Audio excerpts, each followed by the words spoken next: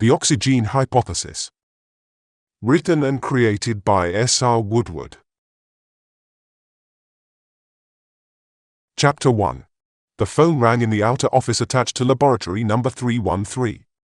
Before he picked it up, Brad Levors glanced through the floor-to-ceiling glass window, which separated the office from the laboratory proper. Tom Edison, Brad's research partner, was engrossed with the analysis the computer had pumped out on reams of paper.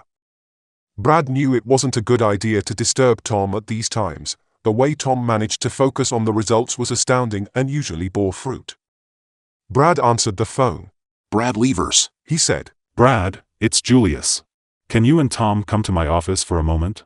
There's an important decision to be made, and if we play our cards right, this could be the making of the GaiaGen Corporation." "Yes, sir. Of course," Brad replied, not having any option but to agree. Brad replaced the phone's receiver and glanced at Tom once more. He'd no idea that the decisions he was about to make would rid the GaiaGen Corporation and the scientific community at large of the genius who was Tom Edison forevermore. Julius Randall III had a rugged outdoor look about him. He'd acquired this as an adolescent whilst working on his father's farm during the late 1940s.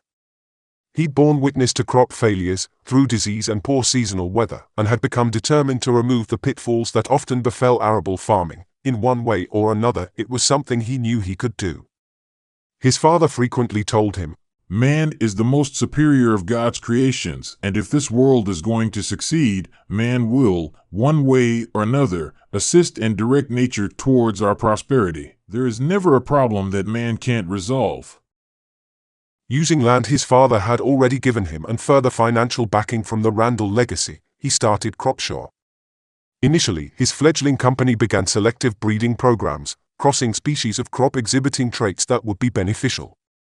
Whether it was the land he had or a natural eye for hardy types, he'd always succeeded producing the hybrids the agricultural markets clamored for. As his company grew and the science of genetic modification began to mature, Julius Randall steered his company towards the production of GM crops and renamed the company the GaiaGen Corporation, a reflection of the belief his father had instilled in him as a young man. In the beginning, he was ahead of his time, and as investors became interested, so the money followed.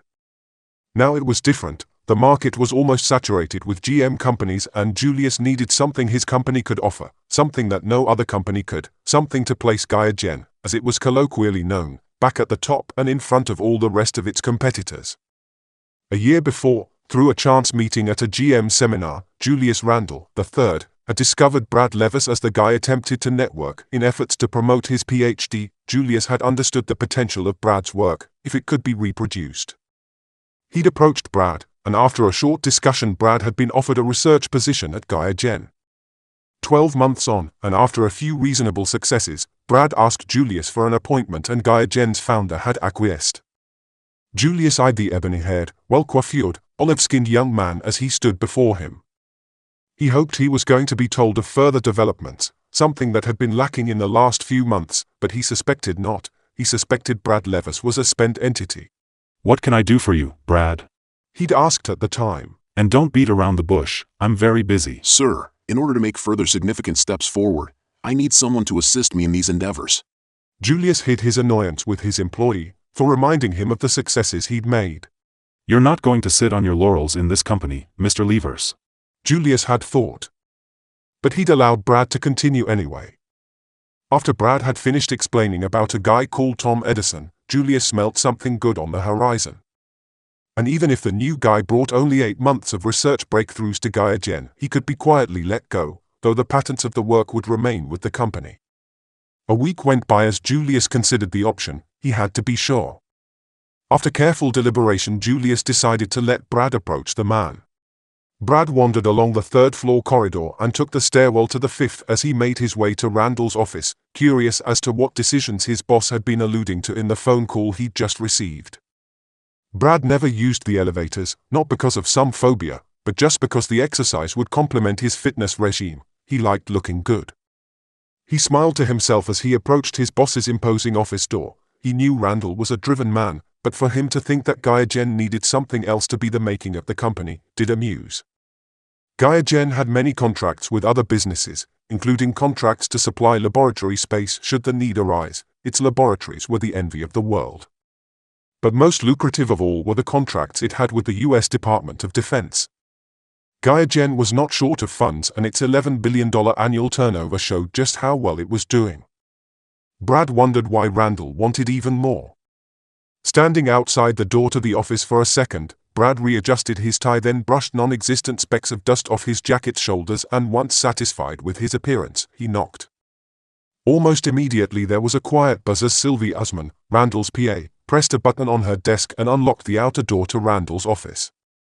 This was just one of the protections Julius had put in place when he'd commissioned the building, his steadfast belief he was a target of the unscrupulous GM industry, always at the forefront of his thoughts. Sylvie's office was something Randall referred to as his outer sanctum. Afternoon, Sylvie. Brad said as he entered.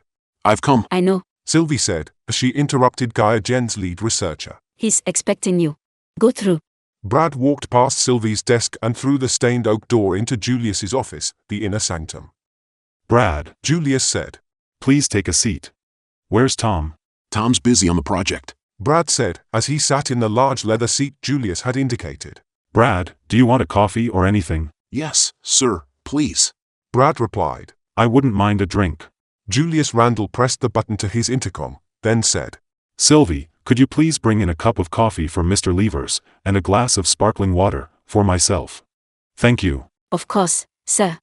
The intercom answered. Moments later Sylvie Usman entered Randall's office carrying a tray holding the requested drinks. That will be all, Sylvie, thank you. Julius Randall said, taking the tray from her. Oh, and please make sure I'm not disturbed until I've finished with Mr. Levors, okay? As you will, Mr. Randall. The icily cool 5 feet 8 inches ebony-skinned PA responded, and left, leaving the two men alone.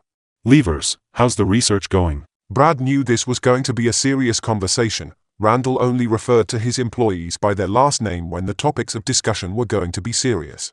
The research is on track as outlined in last week's report, sir. A frown crossed Julius Randall's brow for a moment, then he smashed his fist onto the desk. Don't mess with me, Levors. Just answer the question. Out of all the ideas Brad had conjured up about how the meeting would go, this was not one of them. Well, sir. Brad said, stumbling over his words uncharacteristically. Stop pussyfooting around, Levors. Julius Randall interjected. I need to know where your research stands. You do realize that GaiaGen is 3 points behind our nearest competitor on share price, and I won't have it. I'm not going to be embarrassed in this way. Brad sighed. He had no idea why Randall was so irked. The company may well be 3 points behind the nearest competitor, but its annual revenues were nothing to be balked at. Taking a deep breath, Brad began to explain. Sir, where we stand at this point is that we have 2 plant species which, when crossed, will produce a hybrid that expires oxygen with or without sunlight. However, using traditional methods of cross-fertilization, the oxygen-expiring hybrid is not guaranteed. For some reason, the gene responsible for this is not always expressed, whereas ordinarily the results are a given. Rest assured, we are looking into this problem at this point. As for the gene injection techniques using a modified plant virus, it only becomes active when saturated with ultraviolet light for prolonged periods. And that's it really, sir. Brad decided to leave out the other problems he and Tom had been experiencing. What he had told Randall was an honest outline to his way of thinking. Okay. You are aware that our government is more receptive to the idea of global warming, aren't you? Of course, Mr. Randall. Now, if you and Mr. Edison's research pans out, you do realize that GaiaGen will have one of the only biological patents that could mitigate the problem of global warming. Your project to have a plant, any plant, by genetic modification, that sequesters excess CO2 in our Earth's atmosphere, will be the making of my company. Brad now knew the direction Julius Randall wanted to drive GaiaGen. If he and Tom could come up with viable hybrids or a method of GM to achieve this, GaiaGen would become the planet's savior. The rewards would be astronomical. Every government would want the technology they and GaiaGen were on the brink of creating. That's correct. Brad agreed. I have been offered, Julius continued, an opportunity to test your little project as one of the scientific experiments on board NASA's new shuttle program, which launches in the new year. NASA is extremely interested in other methods to remove carbon dioxide from the International Space Station's in-cabin atmosphere. I expect your team can do this. Furthermore, as this has been the focus of your team's research, with all the money I've poured into it, I'm inclined to tell NASA we will have something for them to use. You can't imagine what this will mean for my company, and my shareholders, for that matter. You do realize that, in achieving this goal, there is a huge scope for substantial bonuses. I'm talking seven-figure sums here, Levers. It's nothing to be dismissed. And with the talent in your team, I'm looking to you to take this responsibility on and deliver a positive outcome. When is the launch, sir? Brad queried, as he realized what this project would mean to him. Perhaps a Nobel Prize, possibly he could even retire. His heart began to beat faster as he imagined what it meant if he failed. The slot I've been offered is in June. Can you do this? Yes, Mr. Randall. No problem. Brad answered, knowing that the June in question was just under a year away, but forefront in his mind were the remaining substantial hurdles within the project he was now solely responsible for. I'm glad you said that, Brad. Julius began to conclude. I will inform my friend in NASA that GaiaGen will have an experiment for the new shuttle program to take into space within the year. The meeting ended, and just as Brad was about to open the door of the inner sanctum to leave, Julius Randall said, Brad, don't forget about the rewards this opportunity could mean to you. Of course not, Mr. Randall. I won't. Brad reached for the door handle once again. Brad, and one more thing. Yes, sir? He said, turning back to face his boss once more. Don't you ever forget what this will mean for my company, okay? Now finished, Julius Randall flicked his hand and dismissed Brad without waiting for any response. Brad Levers left the office looking forward to reaping the rewards of a successful outcome, suppressing, as much as he could, what it would mean if the experiment failed. As he walked back to his lab, he wondered how he would break the news of the deadline to Tom Edison.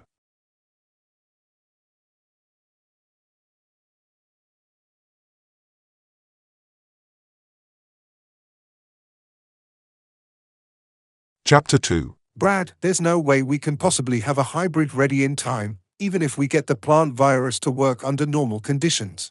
Tom informed his boss. Tom, NASA's new shuttle program starts next year, and we're lucky to have been offered the slot in the first place. Anyway, it's a moot point. Mr. Randall has given the go-ahead. When did you talk with him? You know our research is nowhere near complete. Tom paused for a second, then added, Don't bother answering, there's no point. I suppose Mr. Randall is quite happy with the idea. Tom, firstly, Mr. Randall approached me about this opportunity. He's got friends in NASA, you know, and they gave him first refusal. We just can't miss this chance. Something like this may not come up again for a good number of years. It's a chance in a lifetime, and if it comes off, we'll be world-renowned. It's our opportunity to get our names into the history books. Okay, Brad. But what happens if we're not ready when the time comes? Tom, you've got to learn to be more positive. It's not good for the company if you're forever downplaying the achievements we've made. We'll address missing the target nearer the time. In the meanwhile, let's redouble our efforts and make sure we're ready when the time comes. Brad took his coat from the lab's hanger and put it on. He was ready to go home for the weekend. He opened the laboratory's door and turned back to Tom. Hey, Tom, don't fret about it, and have a good weekend, won't you? You look like you need it. Yeah. Okay. Same to you, Brad. See you Monday. Tom sighed as the lab door closed, leaving him with his thoughts. He shook his head in consternation at his colleague's attitude. Tom wondered what had happened to the cautious Brad Levers he'd known whilst studying at Cambridge University, in England. He had hooked up with Brad through one of the university's open access forums, one that was shared with other academic establishments around the world. At the time, Brad was researching his doctorate on plant supercultures, methods to accelerate plant growth rates in order to reduce the time between a plant being propagated and it attaining its full adult form. This reduction would be a boon to the already massive pharma and agrochemical industries, to say the least. It was through Yale University's Center for Biodiversity and Science-linked forum that Tom had come across Brad Levers' online conversations. Tom had been impressed with the ideas Brad had been propounding, and after a few evenings of reading what he was posting, Tom had decided to strike up a discussion with the man. In England, Tom was researching his own PhD on the genetic modification of plants through the use of plant viruses. After stumbling across the shared forum, Tom immediately saw how his and Brad Levers' research could fit hand in glove. A few months after their online conversations, they'd both finished their dissertations and had lost contact with each other soon after. Tom had struggled to find a job after university, eventually deciding to take anything on offer, and it was anything, though he'd promised himself that he wouldn't go as low as a shelf stacker.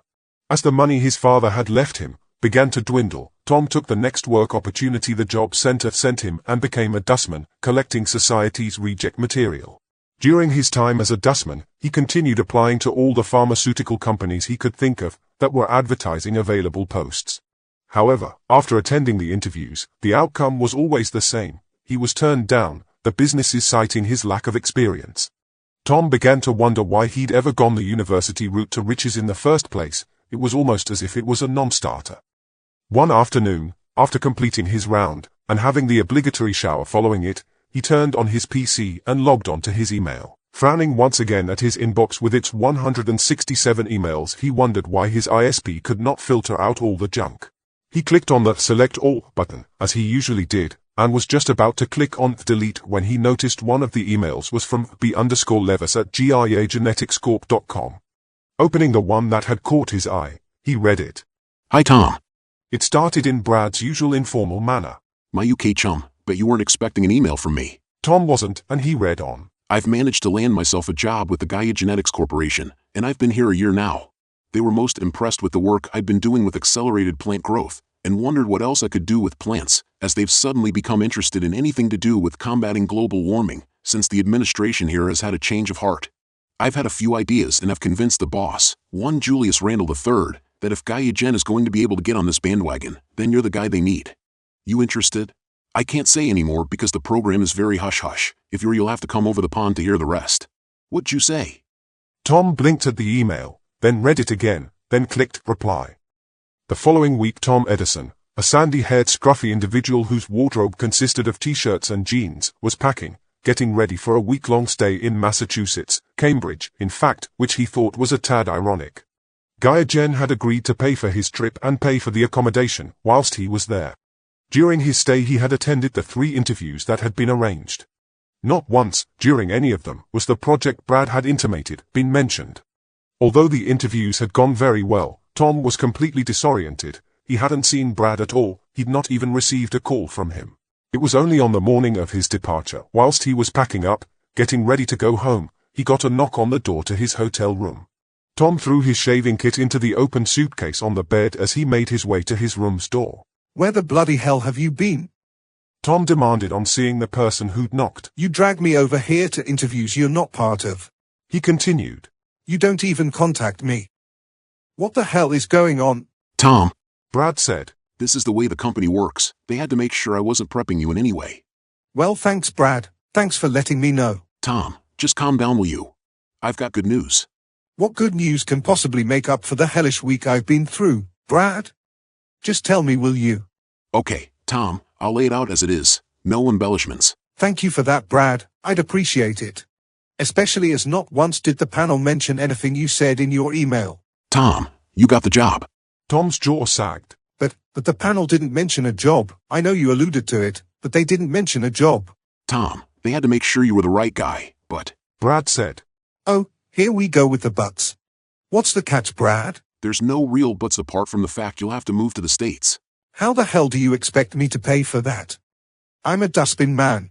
I don't have any money to make that kind of move. Don't worry, Tom. GaiaGen will pay for your relocation, everything. They'll pay for my trip, but what about where I'm going to live, you know, my housing? They'll pay for everything, Tom. Part of the remuneration package is housing. You won't have to worry about those costs ever again. No gas, no electric, and no rent. You will be provided for. When can you let us know your decision? There's not much time. Give me 2 weeks, Brad. This would be a huge change for me, Tom had said at the time. Tom recalled the moment he had decided to up sticks and make a go of it in the great US of A. An uncertainty about his decision was beginning to creep in. Brad had changed from the thoughtful university student into a confident man who always knew his mind. No thought of his was ever flawed.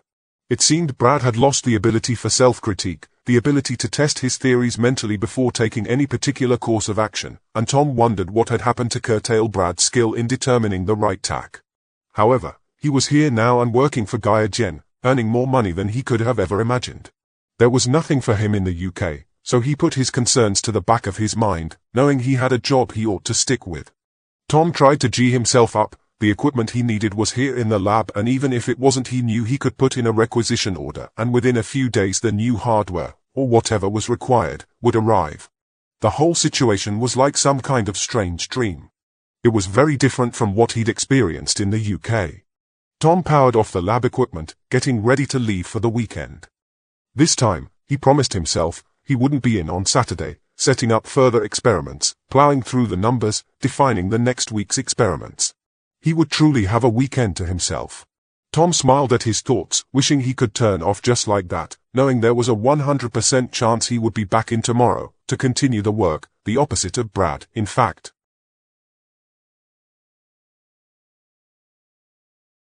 Chapter 3. At the same time Brad was leaving his house for his Saturday morning's jog, Tom was getting out of a cot in lab number 314, one of GaiaGen's currently unused labs which also doubled for a dorm room. Against his better judgment he had worked through the night on the results the computer had finished churning out during Friday afternoon. He wanted a result as much as he knew Brad did. But by 3 a.m. he had reached his limit and was too exhausted to do any more, crashing in the spare lab. It was always a good place to crash, better than his own bedroom in fact. The labs, and their outer offices, were airtight for safety reasons. Not one sound would penetrate them, and for this reason, the rigid bed he had slept on was of no consequence. Tom rubbed his face vigorously as he walked back into lab number 313. He had to double-check the previous evening's results, just to make sure he hadn't been dreaming. If the analysis proved true, then they'd be well on the way to producing a virus, one capable of modifying the genes of Solanum tuberosum, the potato plant, resulting in a new species that would be able to produce oxygen, irrespective of its light conditions, using the available CO2 in the atmosphere or from any other potential source to do this. Tom guessed that by employing the techniques suggested by the computer analysis they'd be ready with a stable plant hybrid within the next months, if not earlier. This would then leave them enough time to prepare their pod, the one NASA's shuttle would use to take their experimental flora into space, and Julius Randall would have his wish, GaiaGen's contribution to NASA's gravity-free scientific studies. Saturday afternoon arrived and Tom had confirmed his interpretations of the computer data. He powered down the lab. Tom smiled to himself as he left the building. He felt a hell of a lot happier than when Brad had told him of the project's deadline.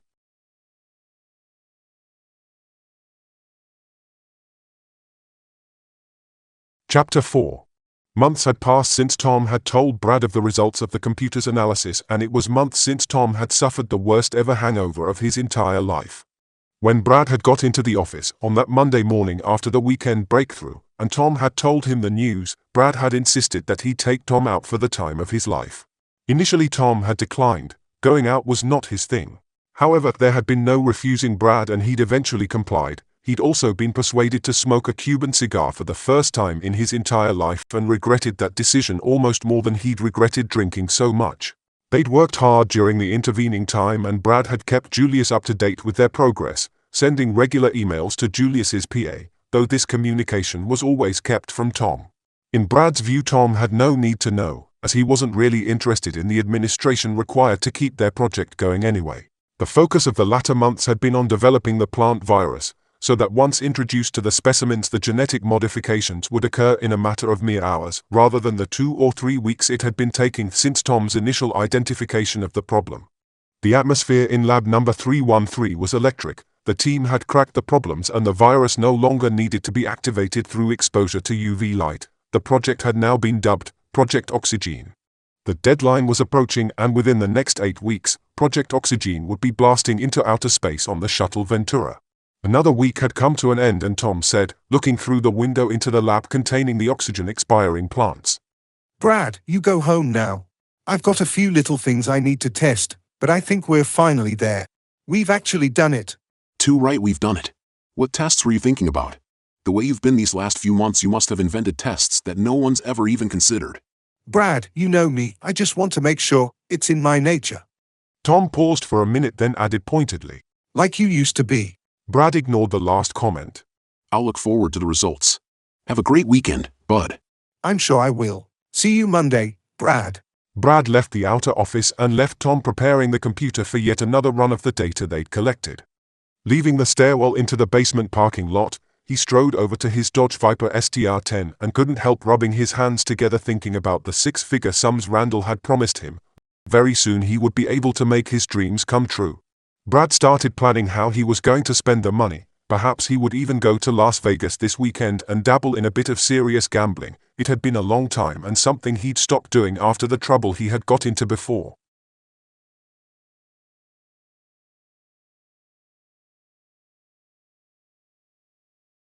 Chapter 5. The weekend had passed quickly, and as Brad parked his car he contemplated the thousands of dollars in cash and IOUs he'd lost in the casinos, dismissing the thoughts as quickly as they came, the worry being replaced by the notions of the money he would make because of Project Oxy Gene.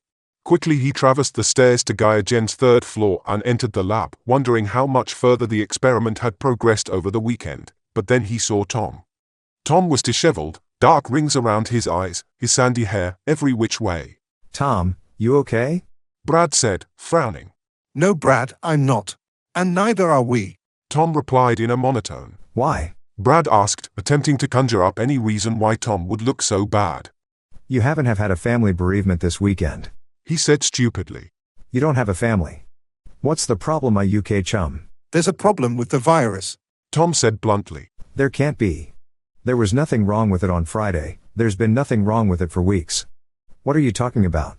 Brad felt the muscles in his neck tightening. The money he'd lost at the casino on Saturday was due soon, and he'd convinced the casino owners he was good for it. He knew what the outcome was likely to be if he didn't deliver on his promise. The gene modification doesn't just affect plants, it affects mammalian tissue as well. How do you know that? Brad demanded. I just checked to see what would happen if I placed a rat in the lab at the same time I released Project Oxy Gene. Don't know why I did, just being thorough I suppose, but I did it. What happened? The rat died of edema. You know, the buildup of fluids in the body cavities. I know what edema is, Tom. Brad's mind was in turmoil. He dragged his hand down his face as if trying to get rid of something dirty, something he had just been covered in. His panicked mind heard his voice say, What was the cause? Brad, I just told you. The virus strain we've created doesn't just modify plant genes, it modifies any living tissue with the right cellular structure. How? Brad asked as he felt his new world, his whole imagined new life, begin to disintegrate before him. Our virus, particularly when introduced into the respiratory tract, modifies the genetic structure of the lining cells. Within 2 hours those cells start absorbing carbon dioxide as fast as they can get hold of it. Initially the rat seems to suffer hyperventilation, but once the carbon dioxide has been completely absorbed the animal is unable to survive. It just swells up, fluids filling any cavity resulting in heart attack or drowning or kidney failure. And those are just the effects I've seen. The end result is always the same though, the rat dies. What's the problem with that? We're not going to be sending up any viruses, just the modified plants. The problem with that is how we are going to make sure the plants we send are clear of the virus. There's really no choice, the virus has to be destroyed and we have to start over. I'm truly sorry, Brad. A heavy sicky feeling was developing in the pit of Brad's stomach, his mind felt clouded, and his vision was beginning to tunnel. Brad cuffed a cold perspiration from his forehead. No, Tom, that's not what we're going to do. Brad almost barked. What we're going to do is spend a little more time on understanding the problem. There must be an answer. Not having one is not an option. What do you think I've been doing all this weekend, Brad? I've tried everything. Go over them again. Brad picked his coat up from the hanger he'd just put it on and turned to leave. What are you doing? Tom asked. I'm going. You just carry on. As Brad left, Tom shook his head in disbelief, staring at his departing colleague's back.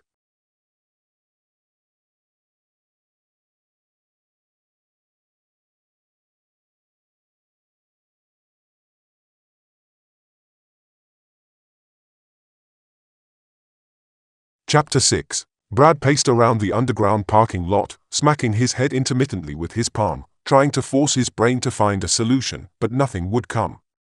The latest results were extremely bad. There was no way he could tell Julius about this, especially as his daily reports had been more than positive, with good reason. And there was nothing he could tell the casino.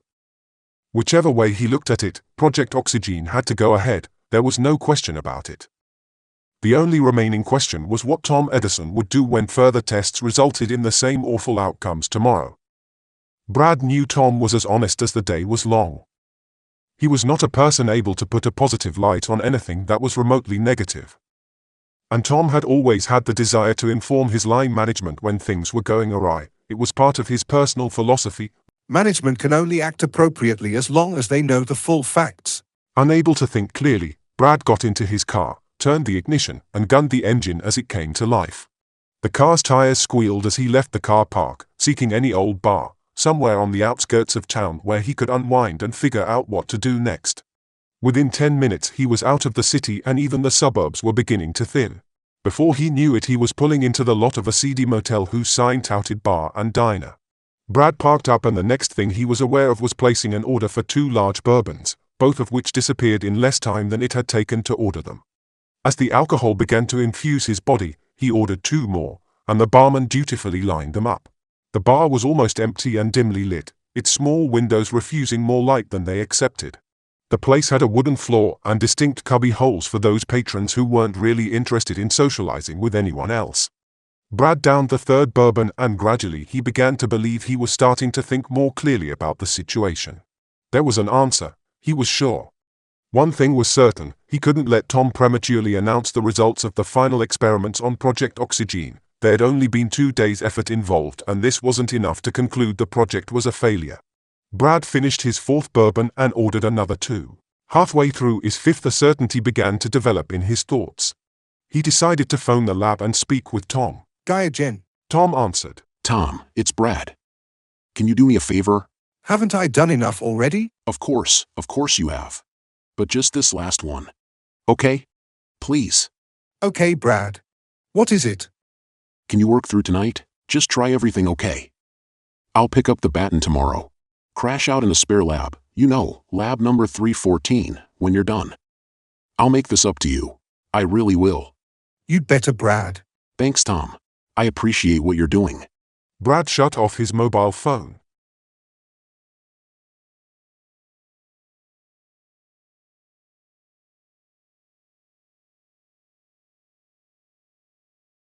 Chapter 7. After the call, Brad decided it was time to leave. He quickly finished his last drink and made for the exit, convincing himself it was a good idea to pass by a liquor store on the way back to GaiaGen. If what he was going to do next was going to work, he needed more of the fierce liquid. Brad didn't drive into the building's parking lot. He thought it'd be better if he parked up elsewhere. Sitting in his car and after numerous swigs from the bottle and many long pauses in between, he checked his watch. It was still only 11 p.m. and he knew Tom would still be hard at it. From where he sat, he could see the lights in lab number 313 were still on, and if his plan was to succeed, he'd have to wait until they went off. Brad ran through what he was going to do. He would enter GaiaGen through the basement parking lot and take the elevator to the 3rd floor. After that he would have to check Tom's lab's ventilation system and correct the airflow. Once done, Brad was certain that the major obstacle stopping Project Oxy Gene from going into space would be resolved and he would have abided by Tom's philosophical wish that management should act appropriately. He took another heavy swig from the bottle of Jack Daniels and as the burning liquid hit the back of his throat, the realization of what he was about to do crystallized. His intoxicated mind told him this was the only way. He drank from the bottle again. 2 more hours passed before the light to the lab went off, briefly followed by a light in the adjacent lab silhouetting a man preparing for bed, then all was dark. With adrenaline counteracting the effects of the drink on his muscles, he left the car and made his way to the elevator. As it traveled from the lower ground floor to the 3rd, Brad heard a whispering in his mind. Are you sure this is the way to solve the problem?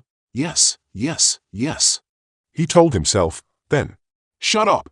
The elevator opened and he made his way to the control room for the 3rd floor's air conditioning systems, putting on a pair of gloves before entering. The room was not one he'd ever been in before. Brad looked at the panels of switches and lights and sighed. At first glance it seemed to be just a huge wall of bulbs, dials and buttons, nothing really making any sense. But as he looked more closely, he saw certain switches were grouped together in blocks, with printed text indicating their purpose. He scanned the wall, and then saw it, Laboratory Airflow Control System. The buttons he was interested in were segregated from the rest, allowing or disallowing the flow of air between all the labs on the 3rd floor. Brad pressed a button changing the airflow between lab number 314 and lab number 313, then left, his task for the evening completed.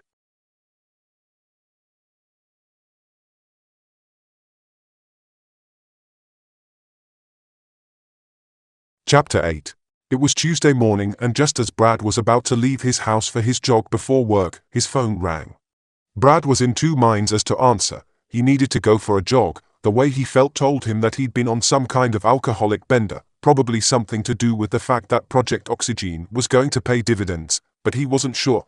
The last 24 hours were a complete blur, though the occasional glimpses he got just seemed to be remnants of some peculiar nightmare and as such, he dismissed them. Brad Levers. He answered as he picked up the phone. Brad, we've been trying to reach you. There's been an accident. Sylvie Usman said.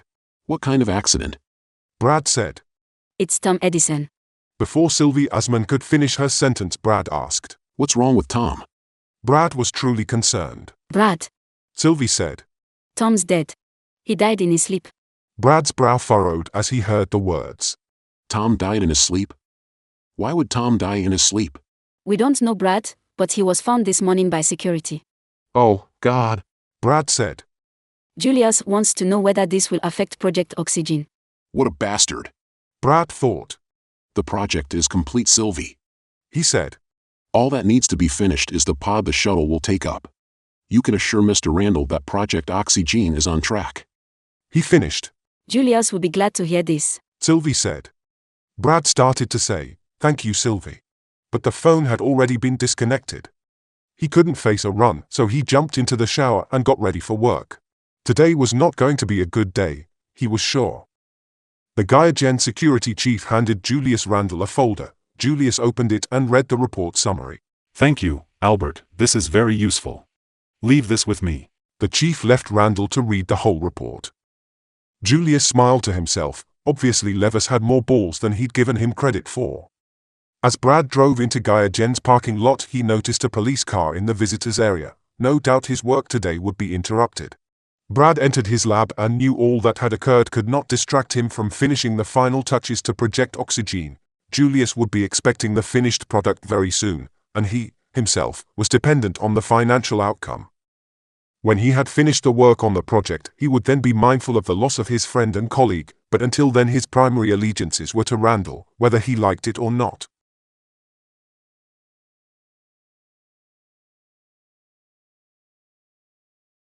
Chapter 9. 2 months had passed since the death of Tom Edison, and it was launch day for the shuttle Ventura. The Kennedy Space Center was ready and the CEO of GaiaGen had been invited to witness the launch. Julius had told Brad Levers to join him as one of the named individuals he was allowed to invite. After arriving, they'd been taken through to mission control, and within 30 minutes the countdown had started. Brad listened to the commentary. Okay. All flight controllers coming up on auto sequence. Booster, how you? We're go, flight. EECOM? Go, flight. GNC? Go, flight. Telcom? Go, flight. Control? Go. Network, got it there? That's affirmative, flight. Okay. With the sequence complete, Ventura left the launch pad aiming for near-Earth orbit. Once there, the crew would activate all the zero-gravity experiments, the ones that had been paid for by a myriad of corporations, not forgetting the government's own agencies. After the launch, Julius Randall turned towards Brad. What do you think, Levers? How are we going to do in space? I think when the shuttle crew activates our experiment, NASA will be more than pleased. Chapter 10. Houston. Do you copy? Ventura's commander asked, as it changed between control centers. That's an affirmative, Ventura. The controller replied. Are we ready to go with Project Oxy Gene? Commander Eileen Lawrence requested. That's an affirmative, Ventura. Go with Oxy Gene. GaiaGen's pod was opened in the shuttle's onboard laboratory. Dr. Jeannie Malik was the technician responsible for this particular experiment, and she monitored the CO2 levels. To her surprise, the carbon dioxide in the lab reduced dramatically, and very quickly.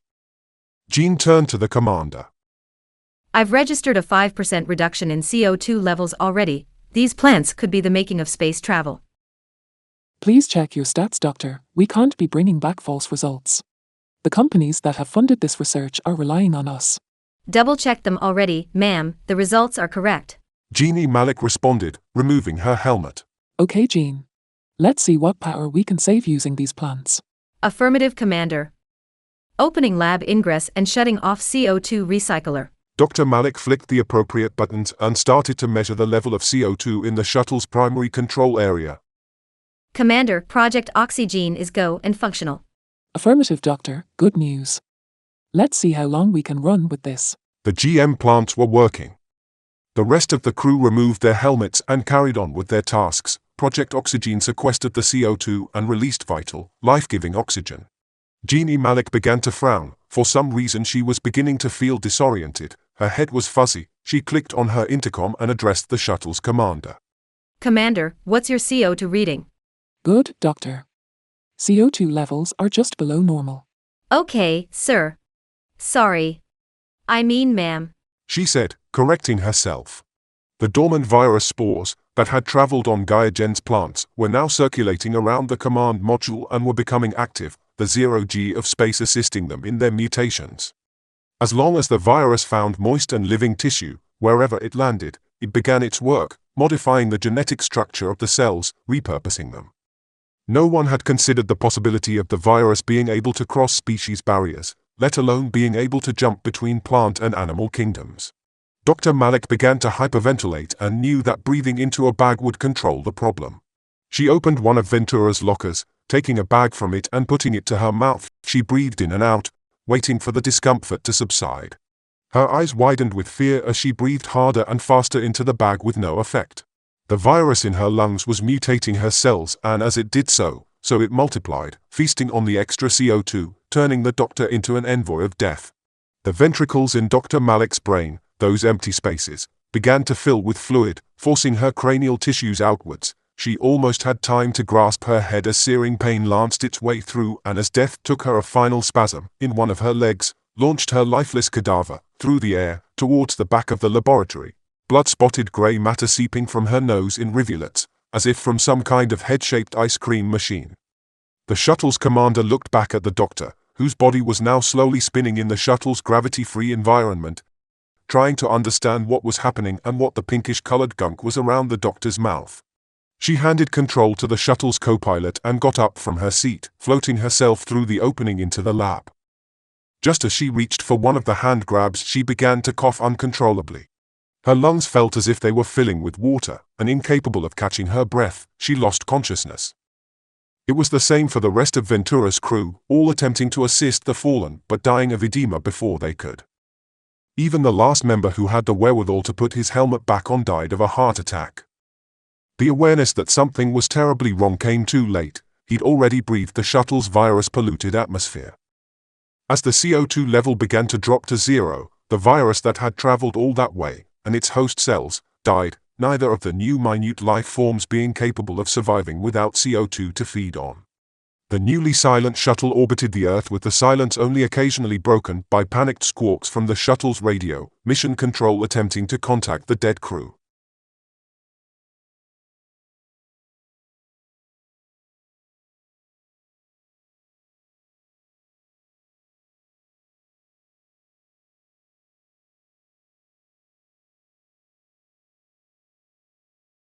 Chapter 11. In mission control it was decision time.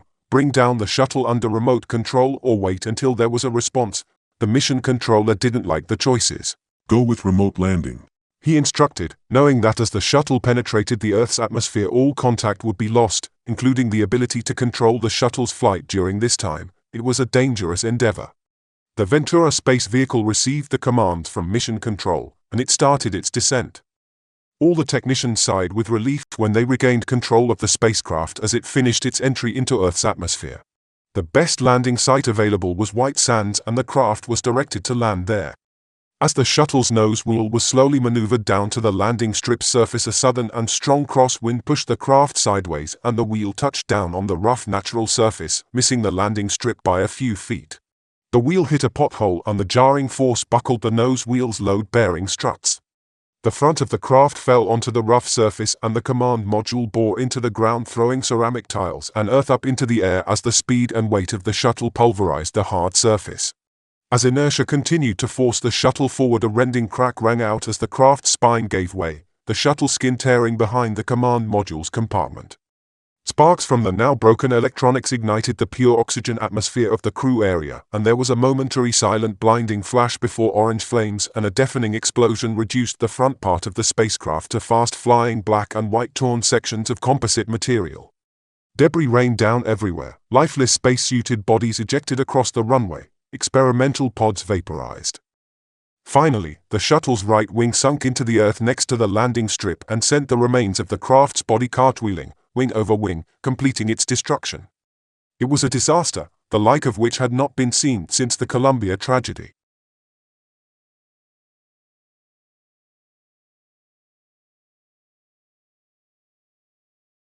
Chapter 12. Brad was at home watching the news, waiting for GaiaGen and his experiment to be announced as the first major scientific breakthrough in the 21st century, but that was not what he got. He fell into his chair as CNN delivered its commentary on the shuttle's fatal landing. Julius Randall was also watching the evening news, and as the pictures of the smashed shuttle faded back to the newscaster, he turned the television off and picked up a cheap and unused pay-as-you-go mobile phone from his desk. After a few words, he walked into his kitchen and dropped the phone into his garbage disposal unit, and when it had finished its business, he took the garbage out ready for tomorrow's collection. Entering his lounge, he poured himself a malt whiskey and sat down, turning on his chess computer to finish a game he had started a few months ago. After a few hours of playing, the computer had finally got the better of him and he turned in for the night. Unlike Julius Randall's moderated drinking, Brad Levors, directly after the CNN newscast, had gone to his drinks cabinet, not even contemplated using a glass, and had begun to guzzle bourbon straight from the bottle as his television continued to blast news reports about the accident at him. He sat in his leather chair just staring at the TV pictures, shaking his head, muttering "no, no, no" under his breath between swigs. A sudden banging at his front door startled him from his almost hypnotic trance the never-ending scenes of carnage had put him in. He got up unsteadily, finding it difficult to drag his gaze away from the TV pictures as he walked over to his front door. Pulling the door open, he squinted his eyes twice, trying to focus, trying to recognize the unexpected visitor. Mr. Levors. GaiaGen's bulky chief of security started, in a firm but calm tone. I recognize you, don't I? Brad said, looking at the person on his doorstep, more than the worse for wear. Yes, you do, Mr. Levors. It's Albert. The chief of security finished for him. Did you see? Brad began, pointing back at the TV. Yes, Mr. Levors. The chief interjected. And if you could hand me that bottle. The chief continued, indicating the bourbon Brad was holding. Then I can take you to the office, as Mr. Randall needs to discuss some urgent matters with you. Brad handed the gloved security chief his bottle of bourbon. You need some shoes, Mr. Levors. Oh yes, of course I do. Brad replied, pulling his hand down his face, attempting to sober up a little. Brad walked back into his house and the security chief followed, making his way to the television set, turning it off and picking up a box of Cuban cigars that Brad always kept for special occasions. If you would like, Mr. Levors, I could drive you in your car. Why not, Albert? Brad took his keys from his jeans pocket and handed them to the chief. Brad put his shoes on, and the security chief helped him to his car, checking the road as they made their way. The chief smiled to himself. It was night, and the road was devoid of motorists and people. The chief pulled into the underground parking lot of the Gaia Genetics Corporation. Killing the engine, the chief got out and made his way around to the passenger's side, opening the door for Brad. Brad pulled himself out of the car by placing a hand on each side of the door. He was still very drunk. This way, Mr. Levors. The chief said when the elevator stopped on the 3rd floor. Are we going to Mr. Randall's office? No, he wants to meet you in your office. Probably to go over some details of the project. Brad and the security chief entered the office of lab number 313. The main light wasn't on, and when the security chief tried the switch, nothing happened. The chief made his way to Brad's desk and switched on the table lamp, accidentally knocking a project folder onto the floor next to the desk. As the security chief bent over to pick up the folder, he let out an anguished groan and quickly stood up straight again, immediately rubbing the small of his back. Sorry, Mr. Levors, could you pick up that folder? My back's playing up so much tonight. Sure, Albert. Brad bent down, reaching for the folder, and as he did so, the security chief gritted his teeth, summoning all his strength, his back being a problem no more, and using his full weight he viciously pushed the back of Brad's head, smashing the man's forehead down against the edge of the desk. Brad crumpled to the floor unconscious.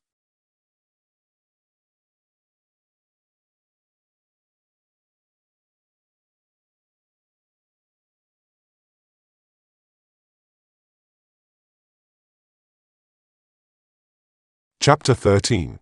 It was 2 a.m. when he was roused from his sleep by his insistent phone. He picked it up. Randall, he said. Sir, this is the police department. I'm afraid I have some bad news. What is it, officer? There's been a fire at your premises. It seems that it started on the 3rd floor, but spread. Has anyone been hurt? Randall said with mock concern. So far there's only been one body found, but it's too badly burnt to identify at the moment. Also, there's a car in the lot that may be helpful to have identified. Okay. You carry on, officer. I'll be there as soon as I can. Randall replaced the receiver, knowing that whatever had happened, GaiaGen's insurance company would pick up the bill and he would be able to start afresh once the paperwork had been completed. He smiled as he recalled his father's words from his youth. There is never a problem that man can't resolve, and so far, he'd found that to be true.